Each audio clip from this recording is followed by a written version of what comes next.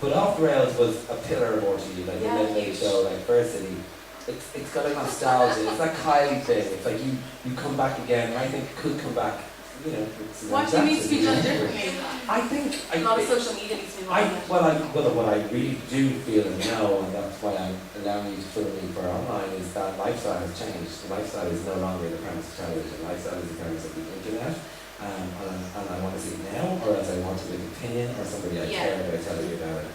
So lifestyle, which is motor, it's women's wear, it's men's wear, it's food, it's interiors.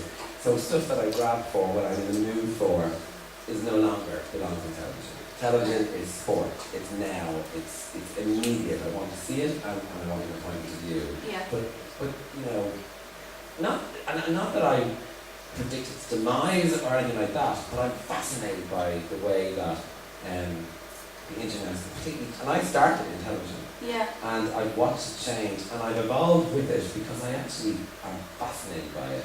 I'm fascinated by the technology, but how we consume has changed so much, and will in the next 3 to 5 years change even more. Yeah, and it's all mobile now as well.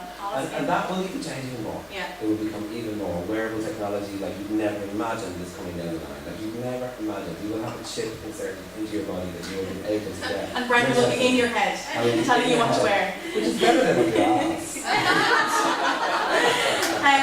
One thing I'm wondering about is when you did an Asian TV show on Propeller Television. Millions of people. I did. I hosted. Yeah, we had. It was one of those weird. I remember it was like, hey, when what are you up to? You're like, I'm on Asian television.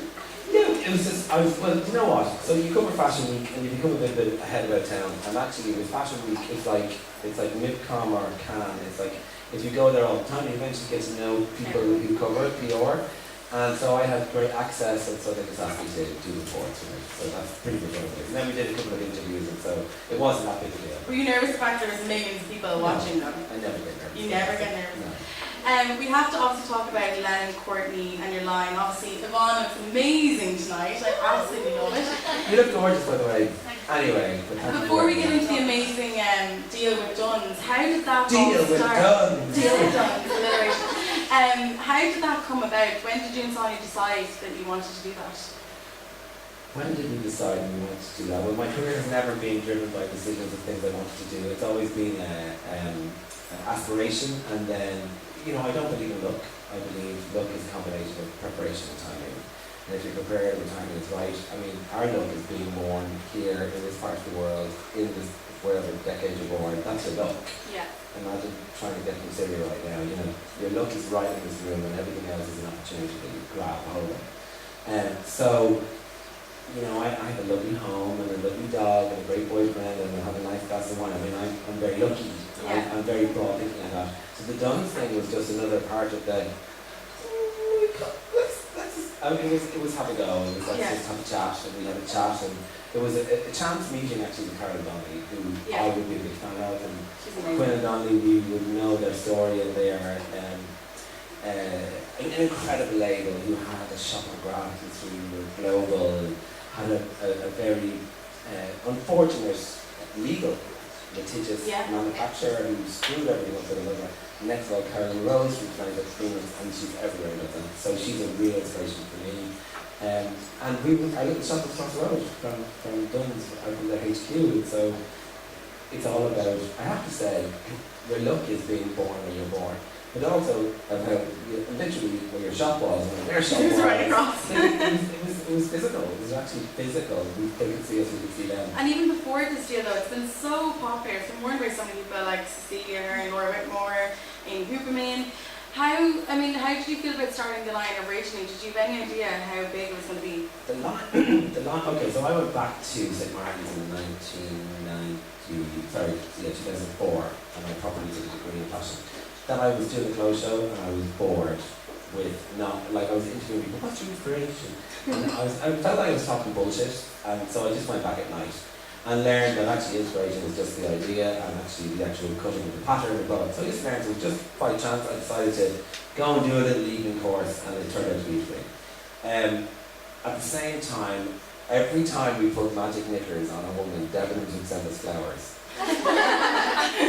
And like we say when we were younger, we didn't have access to sort of cash in on our profiles, or we didn't have opportunity to really think about it. We didn't really care.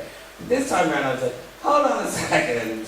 We're setting out for a UK company, by the way, every time we profile them. And so then what we started to do was feature boutiques. We started to bring boutiques into the picture, and they would send us flowers because actually when you profile them, they would really help their business. Yeah. So, and actually I just popped onto that. And then we went, hang on a second, we have a profile. I have a really strong aesthetic. Sonia has a really strong aesthetic. So I actually have a frame. It's the back of a napkin from a restaurant where we did our very first drawings, which were called Cinderella Champagne Magic Knickers. Quite and they would be knickers you wouldn't be afraid to wear on your wedding night. Because we realised there was a bit of a gap in the market. Yeah. And that's where we started. And then we started to think about how we could make it into a real business and offer. And there's celebrity endorsements and stuff like that. Do you care about that? Is that important, or is it about what's, You know what? A celebrity endorsement is no different to about the time in 1962 when my father turned on the telly and said to Mike Murphy, I hate that guy. It's the same thing. It's about how people move you, or you're interested in them, you can love them or hate them.